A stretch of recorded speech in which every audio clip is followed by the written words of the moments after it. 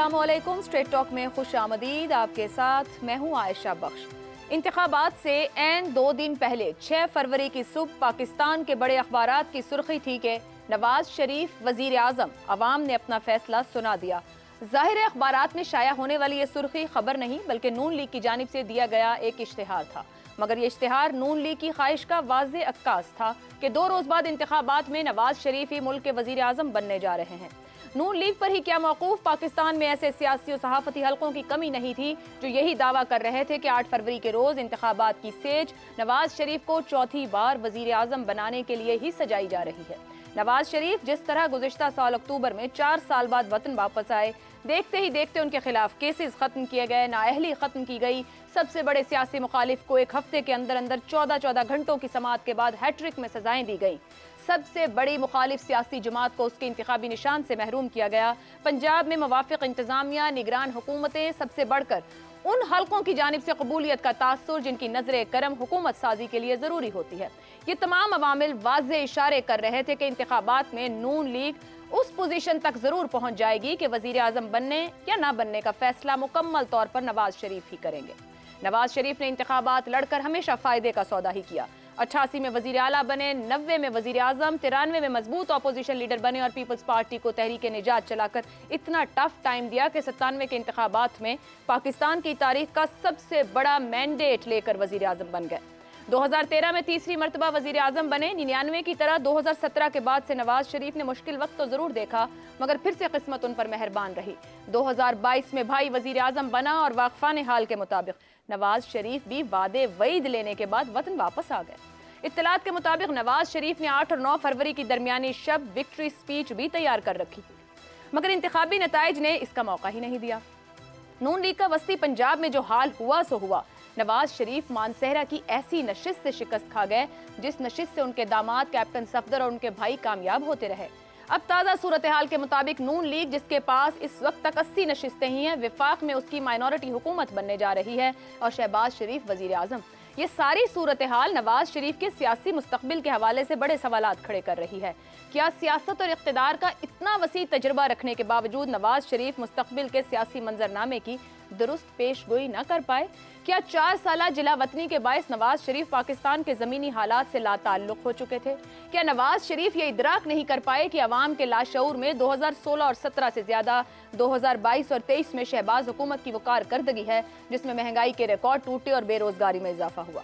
क्या नवाज शरीफ अपने जलसों में भी नॉस्टैल्जिया यानी माजी परस्ती का शिकार रहे जिनके पास मुस्तकबिल का कोई ठोस रोड मैप ही न था?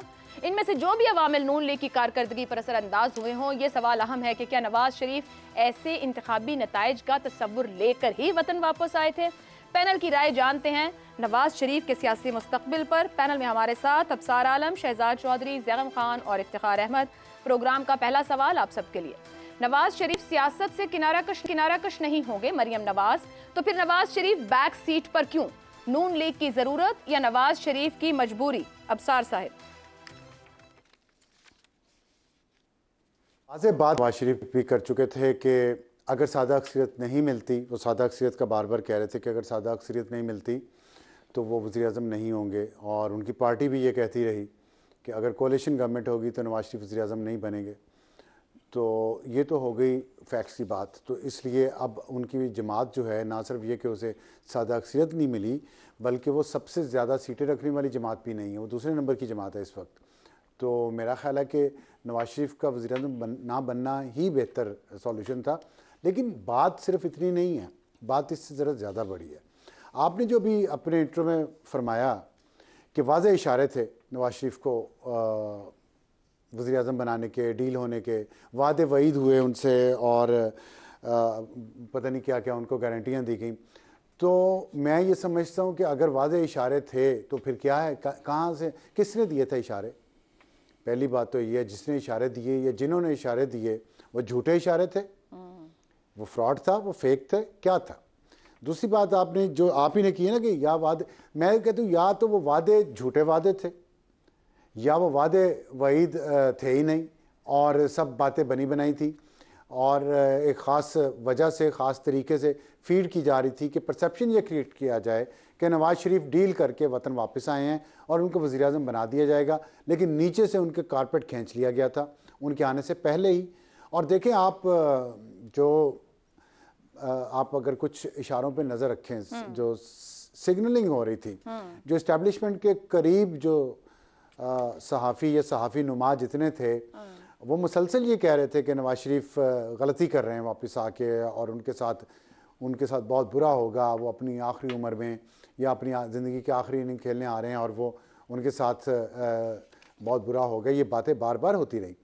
दूसरी तरफ पाकिस्तान पीपल्स पार्टी में बिलावल भुट्टो जो कैंपेन लीड कर रहे थे, उन्होंने मुसलसल निशाने पे पीटीआई को या मुस्लिम लीग नून को नहीं रखा, उन्होंने नवाज शरीफ को निशाने पे रखा। नवाज शरीफ को इस सारे मामले से क्या ताल्लुक था? पिछले 4 साल में वो पाकिस्तान में नहीं थे। कतई कलामी की माजरत, आपकी गुफ्तगू से लग रहा है एक तो पीपल्स पार्टी कामयाब हो गई कि उन्होंने कहा चौथी बारी नो नवाज शरीफ। दूसरा, मुस्लिम लीग नून के अंदर से आपने जो कहा सिग्नलिंग, 2 दिन पहले जो इश्तिहार छापा गया या जो इंप्रेशंस दिए गए मुस्लिम लीग नून की तरफ से भी, तो क्या इसका मतलब है नून लीग के अंदर का भी कोई सेगमेंट कामयाब हो गया? मतलब है नवाज शरीफ को इस्तेमाल किया गया सिर्फ वोट के हुसूल के लिए? देखिए, मैं इसी तरफ आ रहा था, लेकिन आप जहन पढ़ लेती हैं ना, मसला तो ये भी अब हो गया है। और तीसरी मैं बात ये कहने लगा था, दूसरी बात मैं पहले मुकम्मल कर लूँ। तो उसने पीपल्स पार्टी ने जब एक मुसलसल निशाना बनाया नवाज शरीफ को, पार्टी को नहीं, कोलिशन में खुद पार्टनर थे, लेकिन बिलावल साहब ने टारगेट पे रखा नवाज शरीफ को, हम चौथी बार इनको वज़ीर-ए-आज़म नहीं बनने देंगे। तो उनको ज़ाहिर है उनको भी कहीं ना कहीं से वादे वईद हुए थे ना बिलावल साहब को, जो इतने सर्टिनिटी के साथ वो कह रहे थे। और फिर देखें इंतखाबात का जैसे नतीजा आया तो पीपल्स पार्टी का मौक़िफ़ कुछ और था, लेकिन जैसे ही नवाज शरीफ को पीछे हटाया मुस्लिम लीग नून ने और शहबाज शरीफ को आगे किया, तो पीपल्स पार्टी फ़ौरन मान गई। वो कहने लगी हम शहबाज शरीफ को सपोर्ट करेंगे प्राइम मिनिस्टर बनने पे। तो इसका मतलब पीपल्स पार्टी को कहीं ना कहीं से तो कामयाबी मिली है ना नवाज शरीफ को पीछे रखने की। तो ये 2 चीज़ें हो गई, इस्टेब्लिशमेंट एंड पीपल्स पार्टी, दोनों ही शायद नहीं चाहते थे कि नवाज शरीफ वज़ीर-ए-आज़म बने। तीसरी आ गई पार्टी की बात, और उसमें मैं ये समझता हूँ कि मुस्लिम लीग नून ने नवाज शरीफ का नाम, उनका चेहरा इस्तेमाल किया उस प्रोडक्ट मेकर की तरह जो एडवर्टीज़मेंट बहुत अच्छी तरह करते हैं। अगर आप ऑनलाइन कोई चीज़ ख़रीदने जाएं तो आपको बहुत अच्छा इश्तिहार नज़र आएगा, उसमें प्रोडक्ट की बहुत सारी तारीफ़ें होंगी, और जब आप ऑर्डर करेंगे, डिलीवरी करेंगे, तो इश्तिहार ऑनलाइन पे जो वोटर देख रहे थे वो नवाज शरीफ था। जब उन्होंने ऑर्डर किया ऑनलाइन, तो डिलीवरी हुई तो वो शहबाज शरीफ की हुई। तो उसके बाद फिर जो ज़ाहिर है वोटर क्लाइंट जो थे वो परेशान तो होना था उन्होंने। तो मैं समझता हूँ मुस्लिम लीग नून का एक बहुत बड़ा सेगमेंट, अभी कुछ दिन पहले मेरा ख्याल शायद ख्वाजा आसिफ ने इलेक्शन के रिजल्ट के 1 दिन बाद ही कह दिया था कि शहबाज शरीफ वज़ीर-ए-आज़म होंगे, नवाज शरीफ नहीं होंगे। और जो इश्तिहारात आए हैं उस पर तनकीद हुई, और मैंने शायद आपको कहा भी था कि कुछ बजट भी होता है जो सियासी जमातों ने मुख्तस किया होता है एडवर्टीजमेंट के लिए, उसको ठिकाने भी लगाना है, तो वो ठिकाने लग गया। ठीक है। और बदकिस्मती से नवाज शरीफ के साथ कौन जो पार्टी ने किया ठिकाने लगा। ठीक है शहजाद साहब, मरियम नवाज ने ये भी कहा कि वफाक और पंजाब की हुकूमतें नवाज शरीफ की निगरानी में काम करेंगे। सर, इतना बड़ा लीडर, और यहाँ हमारे पैनल से भी बात होती रही ट्रांसमिशन के दौरान भी कि दहाइयों की सियासत है, बेहतरीन जजमेंट रखते हैं सियासी तौर पर। क्या नवाज शरीफ की लंदन से वापसी भाई और बेटी की हुकूमतों की निगरानी के लिए हुई है? मेरा फेस सेविंग है बेसिकली जो मरियम कह रही हैं, और हम बुनियादी तौर पर सारे ही गलत थे कि हमने समझा था कि शायद नवाज शरीफ साहब के लिए सारी रास्ते खुल चुके हैं, साफ हो गए हैं और शायद उनके लिए आसानी होगी। लेकिन उससे पहले 2 जुमले कहने दीजिए। वो आपने पूछा कि नवाज शरीफ साहब की मजबूरी को जानते हुए कि क्या मसाइल क्या है, मेरे हिसाब से कुछ उंजवीरामा औखियाँ सण, कुछ पीटीआई वाले भी जालिम निकले, और उसके बाद फिर ये कि वो वादे वईद करके जो लेके आए थे वो बरादरान यूसुफ का रूप धार गए, और फिर फॉर्म 47 वालों ने भी कोई वफा नहीं की। तो ये मेरे ख्याल में बुनियादी तौर पर नवाज शरीफ साहब की जो टेल है बदकिस्मती से एक ऐसे लंबे कैरियर के बाद जिसके अंदर कितनी प्रोमिनेंस रेमिनेंस देखी हो, ये बदकिस्मती से बयान करती है। लेकिन आपका सवाल चूंकि ये है कि नून लीग की ज़रूरत है, नवाज शरीफ की मजबूरी है कि वो पीछे बैठ के करें, मेरा ख्याल है हालात का जबर ज़्यादा बेहतर उसका जवाब हो सकता है। और उसकी वजह बताता हूँ। मेरे ख्याल में पार्टी ने उनसे वफा नहीं की। उनकी जो पार्टी है 16 महीने की जब हुकूमत की उन्होंने, और 16 महीने के बाद जो दुर्गत बनी उनकी पार्टी की, और उसके अंदर पीएमएलएन लीडरशिप में थी, उनके भाई जो थे वो वज़ीर आज़म थे, और बाकी तमाम वज़रा जो नज़र आते थे वो सब के सब पीएमएलएन के ही नज़र आते थे, चाहे पीपल्स पार्टी भी उसके अंदर शामिल थी, लेकिन वो बैकग्राउंड में रहे, ये सामने आए। और जब वो दुर्गत बनी और वो मार खाई तो सिर्फ एक ही तरीका था उनके लिए कि इस पार्टी को फिर से उठाने का, कि हम नवाज शरीफ साहब को सामने फेस करके, जिसको अफसार कह रहे थे कि आप ऑर्डर कुछ करते हैं मिल कुछ जाता है, तो बदकिस्मती से ये भी हकीकत है कि वाकई ऐसा ही किया और उनको इस्तेमाल किया गया, उनको उलझाए रखा मुज़ाहमत और मफाहमत के अंदर, कि मफाहमत करनी है कि मज़ाहमत होनी चाहिए, उलझाए रखा। और कोई क्लियर नैरेटिव, ना कोई उनका आइडिया था, ना विजन थी उस वक्त, जिसके किस मकसद के लिए आए हैं, करना क्या है। मैंने कल भी सवाल उठाया था कि अगर आज भी गवर्नमेंट ले रहे हैं, जो कि ले रहे हैं, तो किस मकसद के लिए, क्या है। बहरहाल उससे आगे आ जाते हैं PDM2 के ऊपर। असल में जिस किस्म का नक्शा बन चुका है, ब्लूप्रिंट बन चुका है रिकवरी का, इकोनॉमिक रिकवरी की खास तौर पे बात कर रहा हूं, जिसमें SIFC शामिल है, जिसके अंदर IMF के साथ मामलात शामिल हैं, जिसके अंदर हमारे इस्लामी बरादरान ममालिक के साथ जो सपोर्ट लेनी है, अपने कर्ज को, उधार को कुछ ना कुछ रिलीफ देने के लिए, वो मामलात शामिल हैं। उसके लिए नवाज शरीफ साहब शायद सूटेबल आदमी नहीं थे जो कि इस चीज़ को लेकर चल पाते, क्योंकि यहाँ पे बहुत सारे लोग मिलकर शामिल होकर काम कर रहे थे इसके अंदर। और यही रास्ता होगा जिसको हम हाइब्रिड प्लस भी कहते रहे हैं काफ़ी अरसा पहले, फिर अब PDM प्लस कहा जा रहा है। तो जिस किस्म का भी एक रुझान, जो एक नक्शा बन चुका है, उस नक्शे के अंदर नवाज शरीफ साहब शायद बहुत अनकंफर्टेबल होते, और वो तमाम रमूज, वो तमाम चीज़ें जिनको के जो एलिमेंट्स हैं जिनको लेके चलना था, वो शायद अपनी जगह पे तय ना हो पाती। इसमें IMF का भी बहुत इंपॉर्टेंट रोल है। फिर IMF और डार, ये दो चीज़ें भी इकट्ठी नहीं चलती। डार साहब की अपना इकोनॉमिक मॉडल है, और उन्होंने जब भी इस तरह का कोई काम किया है, बदकिस्मती से पाकिस्तान को नुकसान ही पहुंचा है। अगर नवाज शरीफ साहब आते तो उनका तकिया डार साहब पे था, और डार साहब और IMF इकट्ठे बड़ी मुश्किल से चलते हैं और मजबूरी के तहत चलते हैं। तो मेरा ख्याल है ये चीज़ें हैं। और ख़ासतौर पर फिर अफसार ने बता दिया हमें कि उन्होंने ऑलरेडी कह दिया था कि अक्सरियत नहीं होगी तो मैं नहीं जाऊँगा, मखलूत के अंदर फिर मेरे छोटे भाई करेंगे। तो मेरा ख्याल है ऑल इन ऑल जिस किस्म का डिज़ाइन था, जो प्लान था, उस हिसाब से मामला तय पा गए हैं। बदकिस्मती नवाज शरीफ साहब की, मेरी ख्वाहिश जाती यही थी, और मैं भी उन चंद लोगों में शामिल था जिसने कहा था कि इनको नहीं आना चाहिए, it is now too late for him. Zaigham साहब, प्रोजेक्शन के बावजूद नून लीग अक्सरियत नहीं हासिल कर पाई। नवाज शरीफ ने बिल्कुल कहा अक्सरियत ना होगी, मगर 9 फरवरी की शाम भी वो हुकूमत साजी की बात कर रहे थे। शहबाज साहब ने कल आके वो बात की कि अगर PTI के पास नंबर है आगे जाए। वजह समझ नहीं पाए, ग्राउंड रियलिटी से बहुत दूर थे, और उनको एक इस तरह बंद रख के चीजें बताई गई कि वो समझ ही ना पाए कि हकीकत क्या है, और उनके सामने जो क्रिएट किया गया वो डिफरेंट था और सब कुछ तय था पहले से। देखिए, ग्राउंड रियलिटी से तो वो कटे हुए थे, इस बारे में कोई शक नहीं है। या वो लंदन में थे, किसी शो में हम ये बातें कर रहे हैं, और मैं आपको बताता रहा हूँ कि जो मुस्लिम लीग के रहनुमा उनसे लंदन में मिलकर आते थे, वो यही कहते थे कि मियाँ साहब को वो बताया जा रहा है जिसको वो सुनना पसंद करते हैं। उन्हें यही बताया जा रहा है कि पूरा पाकिस्तान आपकी इंतजार कर रहा है, और यहाँ सिर्फ कारपेट बिछे हैं और आपको 2/3 मेजॉरिटी मिल जाएगी।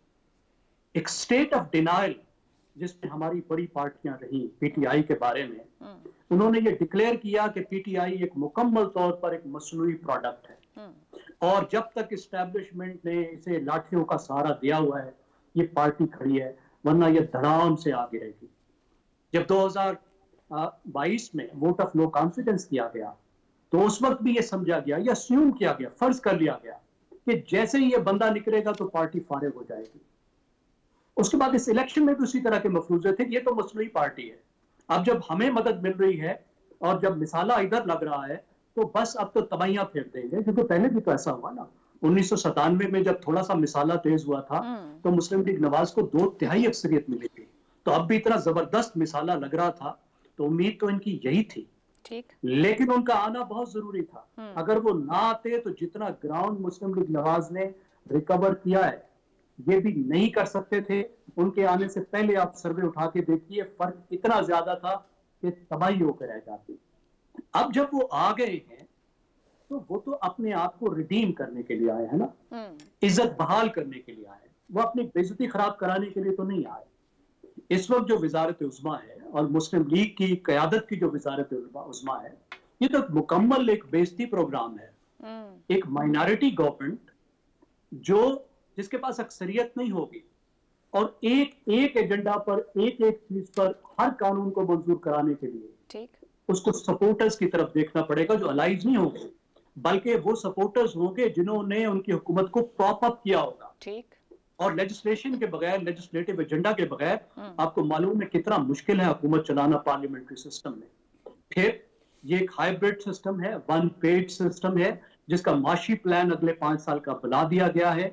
वो पॉपुलर हो या अनपॉपुलर हो, कितनी ही उसकी सियासी कीमत हो, उस पर अमल करना पड़ेगा। ठीक हो। ये एम्पायर का हुक्म मानना मजबूरी है। मुस्लिम लीग नवाज 1 पेज पर आ चुकी है और हाइब्रिड सिस्टम को साइन ऑन कर चुकी है। ठीक हो गया इस वक्त जी। जो नवाज शरीफ का जो इस वक्त बुनियादी एजेंडा है मेरी नजर में, वो उनका सक्सेशन प्लान है। अपनी हुकूमत नहीं है, बल्कि ताकत अपनी बेटी को सपोर्ट करना है, तख्त व ताज को आगे सपोर्ट करना है। अभी आप देख रहे हैं उनका जो प्लान है, बस आखिरी बात मैं कर रहा हूँ, देखिए जो इस वक्त उनका प्लान है उसका बुनियादी फोकस ये है कि वो आगे अपनी बेटी को अब कैसे लाएं, कैसे उसको चीफ मिनिस्टर बनाएं, ताकि अगले स्टेप में वो प्राइम मिनिस्टर बन सके, पार्टी की सरबराही संभाल सके। इफ्तिखार साहब, अगर आपकी तरफ आऊं, अब मैं 3 बार का वजीर आजम, 2 बार का वजीर आला, पाकिस्तान यानी जनूबी एशिया का सीनियर तरीन सियासतदान, इसको राइज और फॉल कहेंगे, कैसा डेंट देखते हैं नवाज शरीफ की सियासत में, जो बतौर वजीर आजम आए थे मगर बैक सीट पर है? नवाज शरीफ का फैसला बिल्कुल दुरुस्त है। वो हाइब्रिड प्लस सिस्टम में जाने को तैयार न थे। वो SIFC के जो फैसले हैं उनको वो कबूल नहीं कर सकते थे, और मानसेरे का जो रिज़ल्ट था जब उन्हें बताया, उनके इल्म में आया, तो ये फ़ैसला उन्होंने उसी वक्त कर लिया था, और उस वक्त मौजूद जो लोग वहाँ पे थे उनके इल्म में था। उन्होंने सिर्फ इतनी गुजारिश की थी कि अभी आप इसको पब्लिक ना कीजिएगा, कोई ऐसा इम्प्रेशन ना दीजिए। बिल्कुल सही फैसला है। ठीक, वो सियासत से किनारा कश नहीं हुए।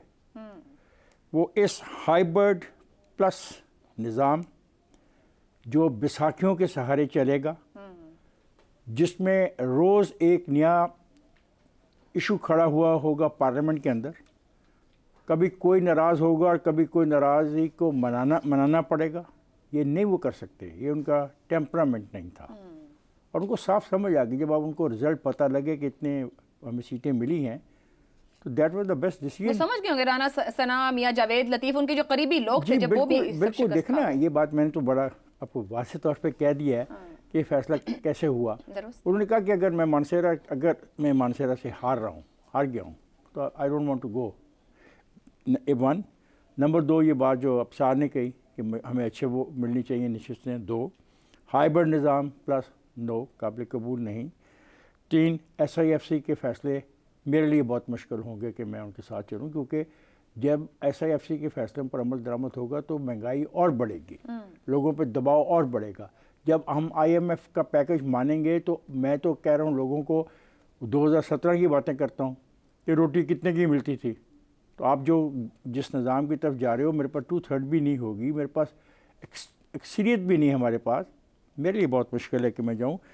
और ठीक है, मैं यहाँ पे हूँ एज ए सीनियर, जिस चीज़ की मशवरे की ज़रूरत पड़े मैं हाज़िर। और अभी तो उन्होंने ऑफिशियली किनारा कशी का ऐलान नहीं किया, आप लोग कोशिश करके देख लीजिएगा, लेकिन मेरा ख्याल है वो थोड़े अरसे के बाद रमज़ान के लिए वो चले जाएंगे सऊदीया, और फिर सऊदीया में जाके वो फैसला करेंगे कि उन्होंने फिर क्या पाकिस्तान नहीं, इतनी मैंने सियासत कैसे पाकिस्तान में कितना अर्सा देना है, बरतानिया में कितना अर्सा देना है, फैसला उन्होंने करना है। मैं समझता हूँ बेस्ट डिसीजन किया है एज ए पर्सन, क्योंकि ये जो आज चीज़ आपके सामने आई है, जिस पे आप इतनी बातें करते हो, ख़ुद आप बताते हो कि ये नाकाबिले अमल पार्लियामेंट है। ये पार्लियामेंट तो अब चलती नज़र नहीं आ रही। हालत ये है कि वो पता है कलामी की माजरत, मगर हुकूमत तो उनके भाई चलाएंगे, नून लीग ही उस सियासत का भाई बोझ और उठाएगी। है, भाई और चीज़ है, इफ्तिखार अहमद तो मुस्लिम लीग नून भाई है ना। इफ्तिखार अहमद और चीज़ है, इफ्तिखार अहमद के भाई और चीज़ है, मेरा और रवैया है, मेरे भाइयों का रवैया और है। प्लेटफॉर्म को लेके अवाम में जाएंगे वो तो मुस्लिम लीग नून होगी। बाबा कोई किसी को प्लेटफॉर्म में लेके नहीं जा रहा है, प्लेटफॉर्म में लेके जाएंगे ये हाइब्रिड प्लस और ये SIFC ये लेके जाएंगे। और एक बात याद रखिएगा, आपको नज़र नहीं आ रहा है कि नंबर गेम क्या है, यानी कि ऐसी खौफनाक है कि आज वैलेंटाइन डे है ना, वैलेंटाइन डे मेरे एक दोस्त ने लिखा है, उसी का वैलेंटाइन डे है और मौलाना साहब नून लीग को छोड़ गए। तो जब जिस मुल्क में ये हालत हो कि वैलेंटाइन डे पर एक आपका साथी आपको छोड़ दे, तो वो उस मुल्क की दावत दी है कि आप भाई के साथ नहीं बैठ सकते तो मेरे साथ ऑपोजिशन में आके बैठ जाए। भाई के साथ ये भी तो कर सकते हैं, उधर बैठ जाए। देखें, आप अपने सवाल तक करें। आपका सवाल ये है कि सियासत से किनारा कश, मैंने कहा नहीं। ठीक हो गया। आपने कहा मरीम नवाज तो फिर बैक सीट क्यों, इसका जवाब यह है कि वो अपने अगर उसके पास वोट है, जो पार्टी चाहे वो खड़ा करेगी असेंबली में मेंबर। यहाँ पे सारी गुफ्तगू को कंक्लूड करते हुए ब्रेक की तरफ जाऊंगी। मेरे लिए बड़ा हम सवालदान जिसने 4 दहाइयां सियासत में गुजारी, आज सियासत में बैक सीट ले रहे हैं, 4 साल बाद वतन वापस आए थे। क्या इस मुल्क में आगाज है एस्टैब्लिशमेंट की हिमायत याफ्ता सियासत के खत्म होने का? ये आने वाले महीने और साल बताएंगे। ब्रेक लेते हैं, वापस आएंगे। मौलाना फजलुर रहमान का फैसला, उस पर गुफ्तगू रहेगी।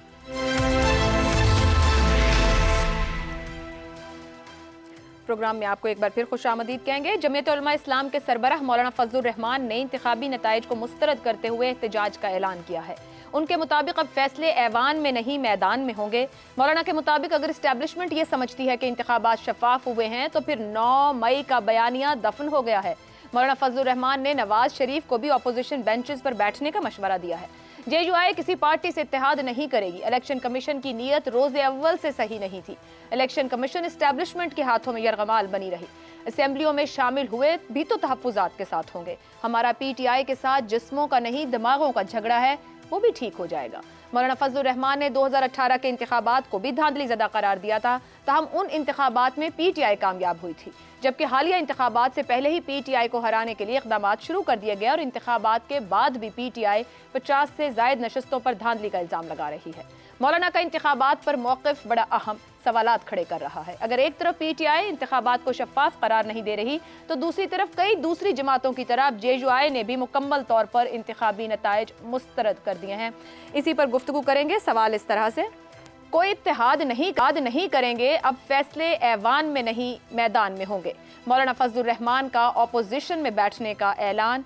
मौलाना फजलुर रहमान नाराज क्यों? शहजाद साहब। अच्छा, एक तो ये 9 मई वाला जो मामला है ना, ये नहीं भूल रहा हमारी कुछ लोगों को। जो उनका 9 मई का जिनका रोल है वो तो इस वक्त जेल में है अपेरेंटली। उनके ऊपर अभी कोई फर्द जुर्म आयद करेंगे, उसके बाद मुकदमे चलेंगे तो पता लगेगा उसमें सच्चाई क्या। लेकिन ये जो है ना, ये इसको उसकी बुनियाद पे एक नफरत की फिजा को जन्म देना और फिर उसको बढ़ावा देना इसी मुल्क के अंदर जिसकी यकजहती के लिए हम बात करते हैं, जिसकी फिक्र हम करते हैं कि अल्लाह पाक इसको हिफाजत से रखे, और फिर 9 मई दोबारा बार बार 9 मई। मेरा ख्याल है आप उससे आगे निकल जाएं। 9 मई से आगे ये कौम उससे ज्यादा आगे जा चुकी है और बोल पड़ी है।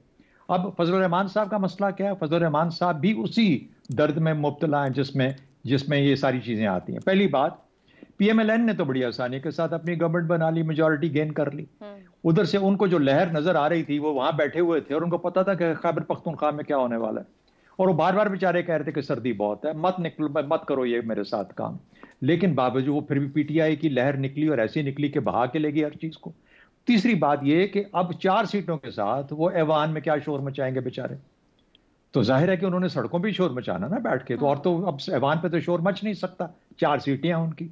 तो मौलाना फजलुर रहमान के नाराज होने की बहुत सारी वजूहात हैं। वो देखते हैं कि PMLN का वज़ीर आज़म भी बन गया, PMLN को पंजाब की गवर्नमेंट भी मिल गई, उधर से MQM वाले भी अपना हिस्सा ले गए, और मैं वैसे का वैसे ही बैठा रहा, PTI के हाथों खराब हो रहा हूँ।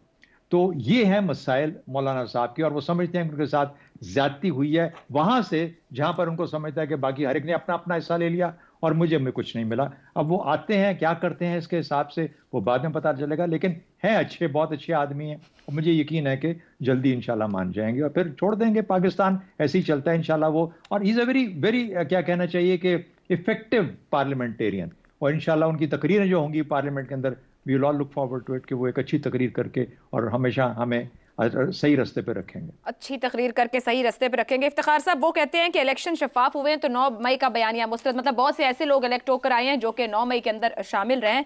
स्टैंडिंग फिर क्या रहेगी 9 मई की? मौलाना का मौक़िफ़ दुरुस्त है क्या? 9 मई के मामले पर इस्टेब्लिशमेंट को सोचना चाहिए कि वो ये जो बात कर रही थी उसको साबित करने में अभी तक नाकाम क्यों रही। मैंने आपके प्रोग्राम में इससे पहले भी कहा कि प्रोसिक्यूशन मुकम्मल तौर पे नाकाम रही उस केस को मुकम्मल करने को, और जब तक वो केस मुकम्मल नहीं होता, अदालत में पेश करके उसका फ़ैसला नहीं होता, अब उसको हमें ज़्यादा इस्तेमाल नहीं करना चाहिए। एक बात। अब अगर ये बात आई गई है इस्टेब्लिशमेंट की, जिस तरह आपने कंक्लूडिंग रिमार्क्स दिए, तो मैं उसको आगे लेके चलता हूँ। इस्टेब्लिशमेंट सियासतदानों के मुकाबले में हार गई है।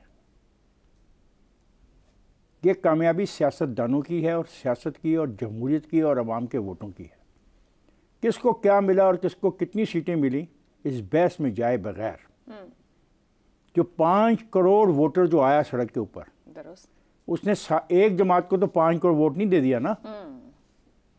जिस जमात के लिए हम मोहब्बतों का अंबार लगाए फिरते हैं, उस जमात को 1 करोड़ 70 लाख वोट मिला, तो बाकी वोट किधर गया? बाकी वोट भी तो पाकिस्तान की सियासी जमातों को मिला ना। ऐसा ही है। और इस 9 मई की वाक़यात के बावजूद मिला।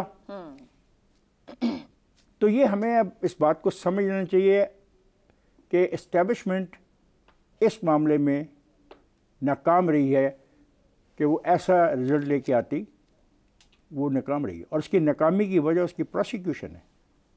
वो प्रोसिक्यूट नहीं कर सकती। अब मैं ये हक तो नहीं किसी को दे सकता कि किसी को प्रोसिक्यूट किए बगैर आप सज़ा दे दें। दुरुस्त। और जो मुल्क का निज़ाम है, जो कानून में लिखा है, जो आइन में लिखा है कि कानून सब के लिए बराबर है, तो जिस किसी को भी सज़ा देनी है आपने कानून के तहत देनी है। ठीक। और ठीक है, अगर ये प्रोसिक्यूशन साबित करने में कामयाब हो जाती है 9 मई के वाक़यात को, तो इनको ऐसा भुलाया तो नहीं जा सकता, लेकिन ऐसा इनको इस्तेमाल करना जमहूरियत के रास्ते में। तो मौलाना नाराज है ना, वो कहते हैं कि जो इश्तिहारी थे वो अब अवामी सनद याफ्ता हो गया। उनकी नाराज़ी जायज़ है। जायज़ है। देखो उनकी बात देखो मेरे दोस्त की जायज़ है। आप मुझे इश्तिहारी डिक्लेयर करते हैं और मैं मेंबर पार्लियामेंट इलेक्ट हो जाता हूँ, ठीक, तो फिर ये सवाल तो उठेगा, अगर मैं इश्तिहारी था तो मैं मेंबर पार्लियामेंट कैसे था? क्या हमारे मुल्क की कवानीन में सुकम है, या जो कवानीन थे उन पर अमल दरामद नहीं हुआ? ये सवाल तो किया जाएगा और ये सवाल किया जाना चाहिए और ये सवाल करना हक बनता है हमारा। हम किसी के हक में या मुखालफत में नहीं है। एक चीज़ आप कहते हो तो उस पर अमल भी तो करो। पर चीजें ब्रेक लेते हैं। आप जरूर ब्रेक ले। एस्टैब्लिशमेंट ने कहा होगा ब्रेक ले, हमारी भी तो एस्टैब्लिशमेंट प्रोड्यूसर ही ब्रेक हमारी हमारी एस्टैब्लिशमेंट भी होती है, मुझे पता। एक ब्रेक लेते हैं। ब्रेक के बाद ज़ैगम साहब और अब्सार साहब की राय आपके सामने रहेगी। एक बार फिर आपको खुशामदीद कहेंगे। ब्रेक से पहले बात हो रही थी कि मौलाना फजलुर रहमान साहब नाराज हैं। ज़ैगम साहब, पीटीआई का 50 से ज़ायद नशस्तों पर धांधली का इल्ज़ाम है। नून लीग मानसेरा के नताइज पर एतराज़ कर रही है। पीपल्स पार्टी जमात इस्लामी कराची के नताइज पर एतराज़ कर रहे हैं। GDS सिंध के नताइज पर एतराज़ कर रही है। ANP को KPK और बलोच जमातों को बलोचिस्तान में इंतखाबात पर तहफ़्फ़ुज़ है। ये सबको नाराज़ी नहीं है, किसी किसी को कहीं कहीं नाराज़ी है। इस्तेहकाम मिलेगा या कोई नया इलेक्शन चाहिए होगा? देखिए, हम बात कर रहे हैं मौलाना की जी। अब हर पार्टी की अलग अलग शिकायतें हैं। वो कहते हैं कि जिन्ना खादे हलवे डिड्डा उन्ना दे पेड़। अब मुझे बताएं, मौलाना साहब भी सिस्टम से शिकायत कर रहे हैं। अल्लाह की शान है, पूरे 1 साल तक KP खैबर पख्तूनख्वा जो है वो मौलाना के हवाले किया गया। उन्होंने अपने समधी को वहां गवर्नर लगवाया जी। और असल हुकूमत समधी साहब के पास थी। वहां पे समधी क्रेसी नाफिज थी, जिस तरह के मरकज में भी समधी क्रेसी नाफिज थी। और उसी तरह इनको नेपोटिज्म ले डूबी जिस तरह मरकज में ले डूबी मुस्लिम लीग नवाज को। आप जरा पूछिए वहां के साथियों से कि इस 1 साल में ये जब डायरेक्टली इनके समधी के जरिए JUI वहां हुकूमत कर रही थी, तो वहां कितनी करप्शन थी, कितनी इनएफिशिएंसी थी, किस तरह की आपाधापी थी और किस तरह से लोग इनसे नाराज हो रहे थे और उसकी वजह से किस तरह से PTI को फायदा पहुंचा। मौलाना ने जो कुछ रिजल्ट्स लिए हैं और ANP ने जो कुछ रिजल्ट्स लिए हैं, ये सर्वेज बिल्कुल वाज़े तौर पर आपको बता रहे थे। और मौलाना अभी भी बच गए। बच इस वजह से गए तो इनको बलोचिस्तान में अच्छा हिस्सा मिल गया जो पहले शायद उनको नहीं मिलता था और ना मिलता। वो खुद भी जीत गए, उन्होंने सीट बचा ली। ये बड़ी बात है कि पिशीन से उनको जितवा दिया गया। उसके साथ आप बड़े ट्रेंड्स देखिए। बड़े ट्रेंड ये है कि मजहबी जमात का वोटर काफी दिनों से मजहबी जमातों को छोड़कर PTI की तरफ जा रहा है। खास तौर पर मजहबी जमात का पढ़ा लिखा वोटर।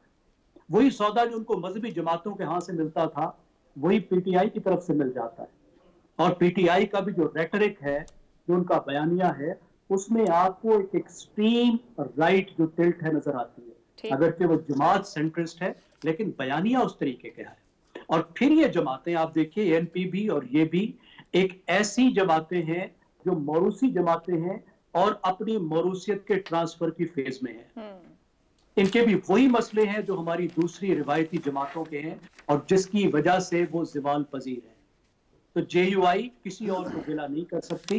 मौलाना को अपने से शिकायत करनी चाहिए और उन्हें सोचना चाहिए कि क्या मजहबी इदारे और मजहबी जमातें और मदारिस भी मरूसी होने चाहिए। चले सियासी जमातें तो हो गई, कम अज कम इसमें तो एक आलिम के बाद दूसरा अच्छा आलिम आना चाहिए ना। ठीक है जी। अब सर साहब मैं आपकी तरफ आऊंगी। मौलाना ने इमरान खान के खिलाफ आज़ादी मार्च किया था, अब किसके खिलाफ एहतजाज करेंगे? अवामी तहरीक कह रहे हैं, और साथ ये भी फरमा दीजिएगा कि ये हलीफ भी बन सकते हैं पीटीआई के साथ सड़कों पर। मेरा नहीं ख्याल कि पीटीआई के साथ हलीफ बनेंगे, लेकिन आपने जो पहला सवाल किया कि वो किसके खिलाफ एहतजाज करेंगे, तो बज़ाहिर तो यही लग रहा है कि वो इस्टेब्लिशमेंट के खिलाफ ही एहतजाज करेंगे। और उसकी वजह ये है कि जो मेरे दोस्तों ने बातें की, मैं सबसे इत्तफाक करता हूँ एक दो बातों के अलावा। जैसे एक बात हुई है कि नफ़रत को बढ़ावा देने की बात की है 9 मई का जिक्र करके। मैं एक सोशल मीडिया पे कुछ दिन पहले देख रहा था, एक किसी साहब ने लिखा था, पता नहीं सही है या गलत, के कुछ जर्नैल बैठे बातें कर रहे थे कि 9 मई का तो इतना दुख हमें नहीं है जितना पीडीएम वालों को है। तो ये बात मुझे दुरुस्त भी लगती है। अगर आप उनको गालियाँ निकालें, उनके ख़िलाफ़ गलीज़ ट्रेंड बनाएं, उनके फैमिली मेम्बर्स को गालियाँ निकालें, उनके बच्चों की तस्वीरें लगाएं और उसके ख़िलाफ़ प्रोपेगेंडा करें, उस पर ना कोई कंप्लीट वो केस अपने मंतकी अंजाम तक पहुंचता है, ना ही इस साइड पे जाता है केस, ना ही इस साइड पे जाता है, उसको लटका के रखा जाता है, उसको मजलूम बनाया जाता है ताकि ढेरों ढेर लोग बाहर निकलें और उनको वोट डाल दें, और फिर उसके बाद जो कुछ हुआ वो आपके सामने। अब साहब एक बात फरमाइएगा, मौलाना की नाराज़गी को कौन हल कर सकता है, किसके होगा? देखिए, मौलाना की नाराज़गी तो अल्लाह ताला ही हल कर सकता है, लेकिन मौलाना ने एक बात बड़ी अच्छी की है। उन्होंने ये कहा है कि नवाज शरीफ साहब को उन्होंने दावत दी है कि मेरे साथ आके बैठ जाएं, और मेरा ख्याल है कि नवाज शरीफ साहब को सोचना चाहिए अभी भी वक्त है, क्योंकि आज भी नहीं इतना, ये देखें ये अच्छी सियासत भी है। जब आपको एक तो अवाम ने वोट आपके मुखालिफिन को ज़्यादा डाला, दूसरे इस्टेब्लिशमेंट ने अपनी एक फिर गेम की, हाइब्रिड निज़ाम को वो घसीटना चाहते हैं। 7 साल इस मुल्क के साथ जो हाइब्रिड निज़ाम ने किया, इससे शायद अभी उनका दिल नहीं भरा। वो चाहते हैं कि ये मुल्क मज़ीद गटर में चला जाए, तो ठीक है ले जाएं। मैं तो सिर्फ ये कह रहा हूँ कि आज शेर अफजल मरवत ने एक बात की है, उसका लबो लहजा देख लें। उसने कहा 9 मई जैसे हम और मज़ीद 9 मई कर सकते हैं।